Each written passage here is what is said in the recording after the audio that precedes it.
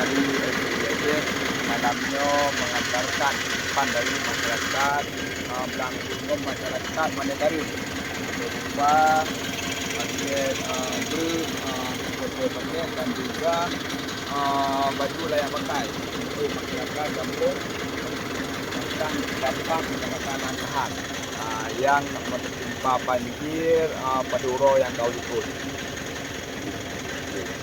Bukan lorong Bagi saudara sekalian, relawan-relawan dimanapun, baik ormas apapun, kedua ni tambang lorongnya. Samping Kampung Bayar Dukai ya. Di samping Kampung Bayar Dukai. Arah Tamang Lamlang. Tambang dalam itu. Lamlang. Kan bantuan agak minim karena hidupku bawa nak kampung dalam itu. Bagi relawan, ormas dimanapun, kedua ni tambang kena kampung merasa mendapat.